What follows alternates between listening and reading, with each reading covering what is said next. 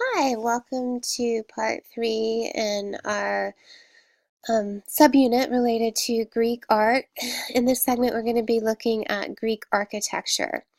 And so what you're looking at right now is a plan of a perpetual Greek temple, and this is sort of the basic temple, and then obviously the Greeks kind of built and sort of expanded and renovated it. So this is sort of a typical Greek temple, and we'll talk about some of the architecture. And this is these elements that you see, like the cella, the stylobite. These are all features, architectural features that a Greek temple would have, any Greek temple. Before temples, Greeks worshipped at sanctuaries where an outdoor altar stood within an enclosed sacred area called a temenos, reserved for worship. Temple structures began to develop to shelter statues of gods and then incorporated into these sanctuaries. The core of an ancient Greek temple was the naos, or the cella, which you see here in the center. And this is where the statue of the god would have been kept. And in front of the naos was a pronos, or often referred to as a porch. So you see that there's a porch over here. Remember, the circles are columns, so we have two columns. Um, let's see. Yeah, again, often with the porch often included two columns between the anate, or extended walls. So here you can see right here, this is what they're talking about, these kind of extended walls. And you really do see this idea of measure and proportion and symmetry. It's very balanced. Um, hmm. A smaller second room might have been placed inside the cella, but in later canonical form, Greek temples had a porch at the rear called an opus domus set against the blank wall of the cella. The second porch served as a decorative feature, satisfying the Greek passion for balance and symmetry. Around the core of the structure, Greek builders might have erected a colonnade across the front of the temple. So in front of the temple, this would be prostyle. If the colonnade across the front and back of the structure, if there was a colonnade across the back and the front, this would be called an an am an amphiprostyle temple. Or more commonly, if a colonnade was all the way around the cella, which you see here, it was referred to a peristyle. So these are the different types of temples based on how the different architectural features are presented. All right. So here are some other floor plans, so you can see the different types of temples that there were. So here's this amphiprostyle where you have the colonnade just in the front. You have a cella, you have a portico, a small portico on each side. Here, these are actual temples, and so this is the Temple of Hera, which we're going to be looking at and talking more about some architectural features, and then the Parthenon. And this is the one that you'll be responsible for knowing this, and as well as the floor plan. Um, This is a diagram of architectural orders. And so the Greeks took the columns. We started to see columns, remember, with the hypostyle hallway in the temple of Amun-Re in Karnak when we were looking at Egyptian art. And we see here how the Greeks have really started to elaborate on the columns. So the three different columns are the Doric order, the Ionic order, and the Corinthian order. And I think it's cut off so you can't see. Let me see if I can extend it. Oops. All right, sorry about that. So hopefully now you can see the spelling. So the Doric order, the Ionic order and the Corinthian order. The Doric order was the first order, and it's very simple and plain. The Ionic order is a bit more decorative, a little bit thinner, and it also has this scroll sort of capital on the top of the column. And then the Corinthian order is the latest order. This was reserved for interiors and then eventually used for exteriors in architecture. And so this is the latest or the last order of the column and the latest one, and it's very, very decorative with its column or capital. Um, Here's another sort of diagram. This is sort of an elevation, and here we're comparing the Doric order against the Ionic order. And this is just showing you those elevations. Elevations of Greek temples are described in terms of the platform, the colonnade, and the superstructure, which is also known as an entablature. In the Archaic period, two basic systems of orders evolved. The Greek architectural orders differ in both the nature of the details and in relative proportion of the parts. The name of the orders derived from the Greek religion they were primarily used in. The Doric order formulated on the mainland of Greece, while the Ionic order was often utilized in the Aegean islands. In both orders, the columns rest on a stylobite. The uppermost part of the platform, so you can see that here. Columns have 2 to 3 parts depending on the order. The shaft, which is basically just the long part, usually marked with vertical channels, this sort of fluting. So where it kind of looks indented, these channels, that's referred to as fluting or flutes, and the capital. And in the Ionic order, the base. So there's an extra feature with the Ionic order. Greek columns, in contrast to Egyptian and even Minoans and Mycenaeans, these are ancestors to the Greeks. We didn't really go over them. Taper gradually from the bottom to the top. Greek column capitals have two elements. The lower part, the achinus, and it varies with the order. In the Doric, it is concave and cushion-like. In the Ionic, it is small and supports a bolster ending in a scroll-like spiral, the volutes. So here, you can kind of see here where the Doric order looks more like a pancake. So here's the echinus and the abacus right here. So it's like a pancake, and then this sort of square. And then here we have this beautiful scroll, a little bit more decorative, the volute and the abacus right here. The upper elements in both order is a flat square block, the abacus, which both have, that provides the support for the entablature. So here is the entablature, this piece right here, and then within the entablature are different other architectural features that we'll go over. And usually you'll find sculpture and relief carvings in the entablature. The entablature has 3 parts. The architrave provides the main weight-bearing and weight-distributing element. The frieze and the cornice, a molded horizontal projection that together with sloping cornices forms a triangle that frames the pediment. Okay, so this is the frieze, this sort of band right here.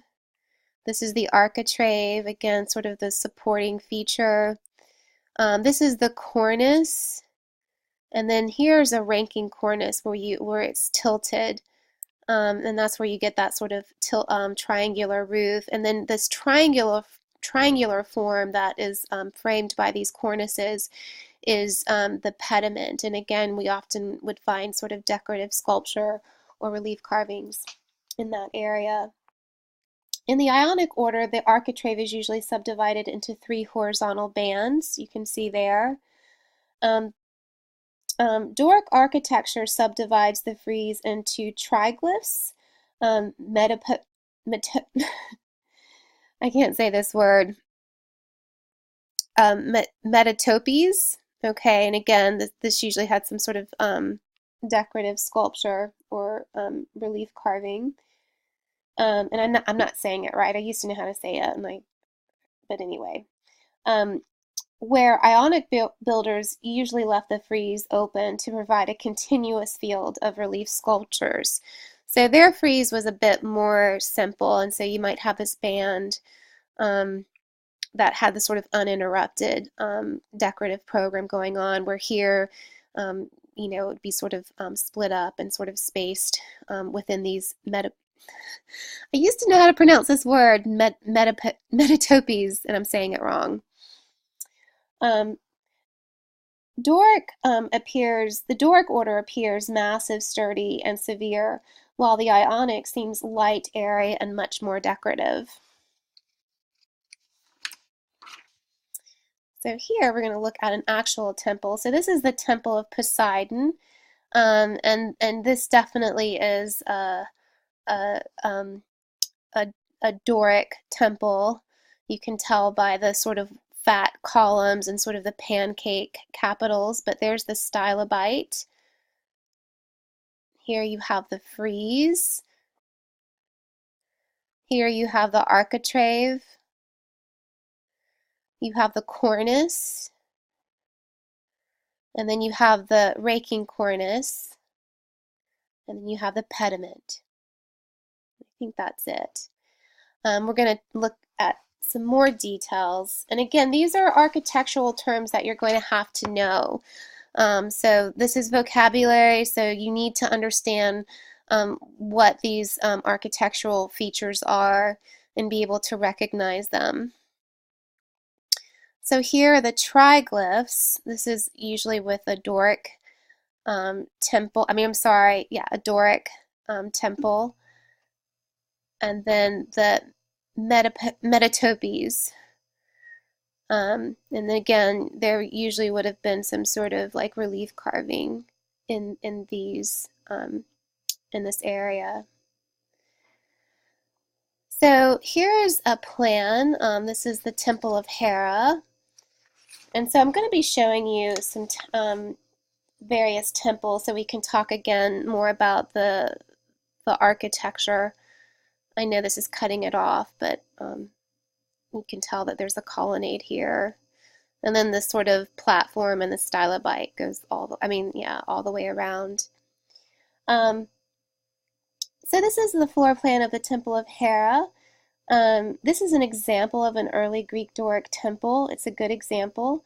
It is 80 by 170 feet. It retains most of the peripetral colonnade. So you can sort of see this sort of colonnade going all the way around.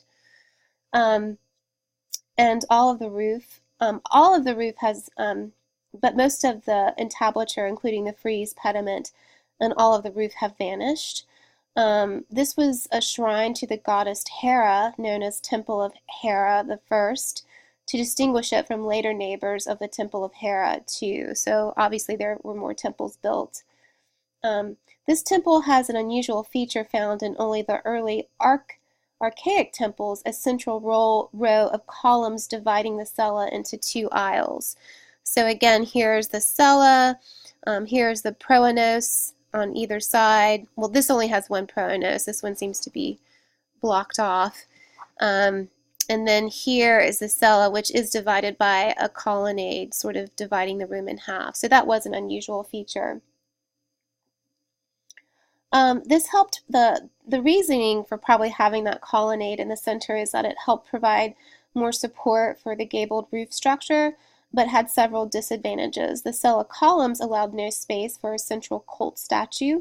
Also, in order to correspond with the interior, the temple's facade had to have an odd number of columns, 9. Also, it had 3 columns in the antis instead of the 2 standard which ruled out a central doorway for viewing the statue. The design, however, was well suited for the viewing of two statues, perhaps Hera and Zeus. So it could have been feasible that maybe two statues might have been viewed.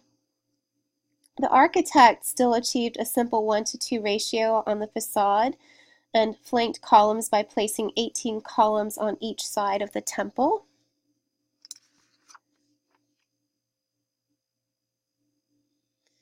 And again,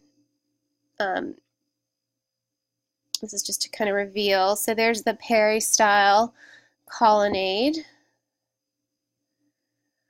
Again, this is a type of temple, a peripteral temple. There's the proanos, so that's the porch. The naos or the cella, so that's sort of the central room.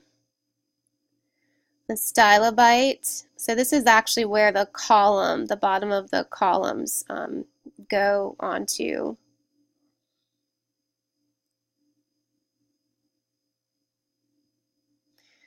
All right, here's another, and here is the actual temple of Hera the First. So you can see the floor plan, and now you can see the actual structure.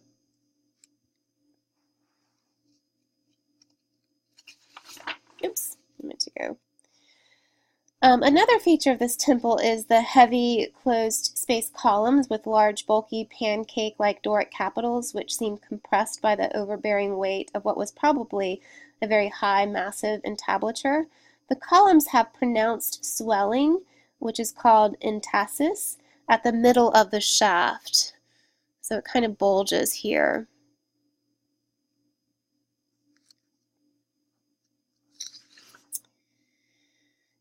So here is, we see the Temple of Hera, the first in the background. So we just looked at that, and now we're looking at the Temple of Hera 2, a second temple, a later temple built. And we're going to sort of compare and contrast them. And this is in later Doric temples, architects placed columns further apart and refined the form. So you can see here the space in between the columns is there's a lot more, and the columns don't seem as kind of compact or squished and stocky as the columns in Hera, the Hera 1.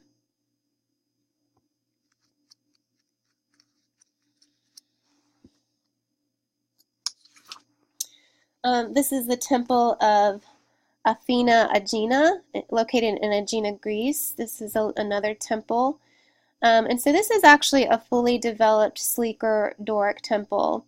It was built on the island of Aegina during the first quarter of the 5th century. It is situated on a hill overlooking the sea. So you can imagine how beautiful and gorgeous these temples must have been, and really how, combined with the landscape, how sacred it must have felt to sort of enter one of these buildings. We see the loss of the pediment, roof, and sections of its colonnade.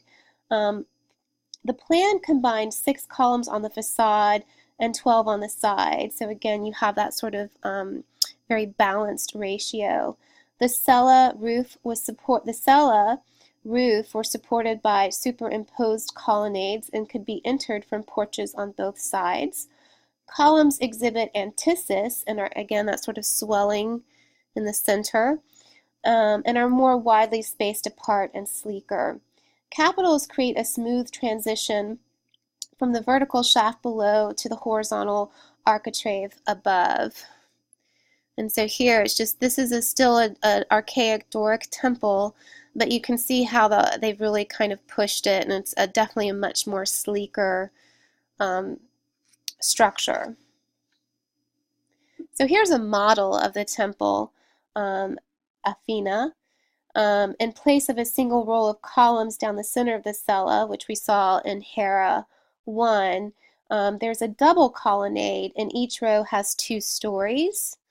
So you can see here. This allowed a statue to be placed on the central axis, and also gave worshippers an unobstructed view through the pair of columns in the proanos. So instead of having this sort of center colonnade as support, they built this sort of double two-story colonnade.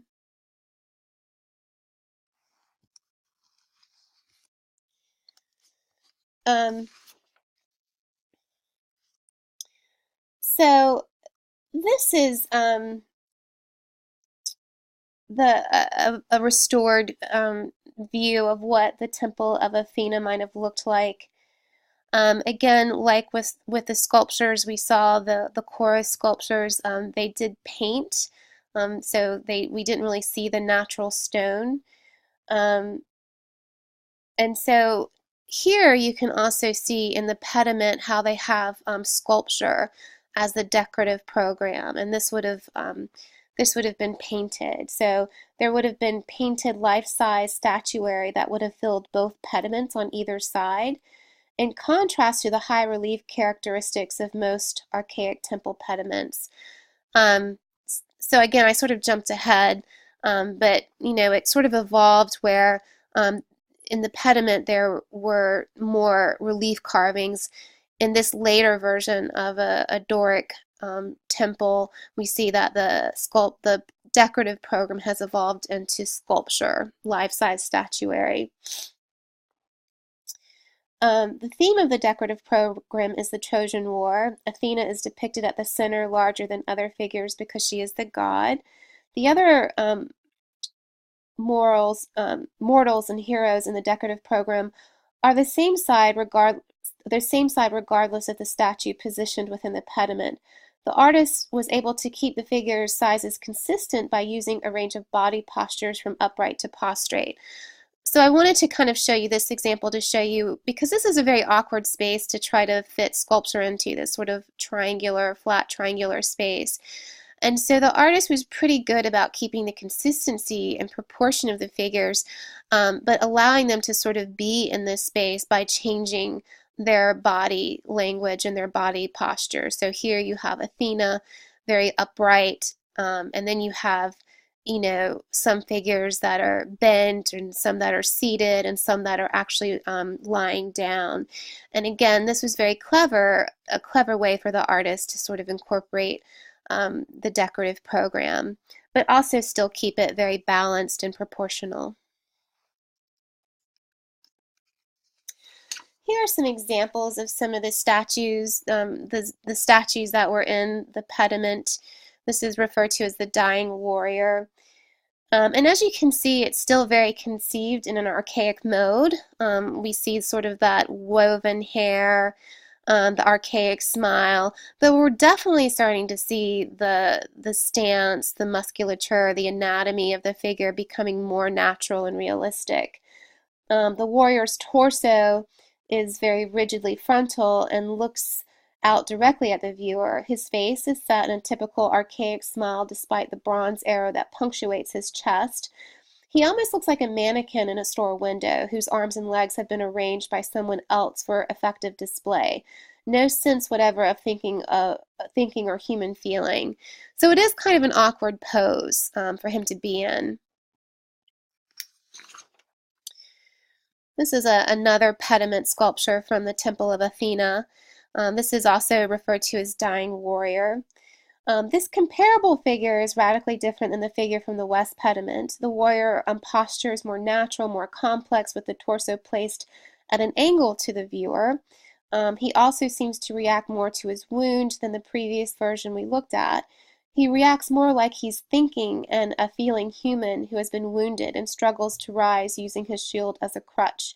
The dying warrior is concerned with his plight and not the viewer. The two figures from the East and West pediment are no more than a decade apart. So you can see how the Greeks are really pushing the style of the human body and really trying to make it more relatable, more realistic, more natural. This later one will transition us to the early classical period, where statues are definitely more lifelike and human.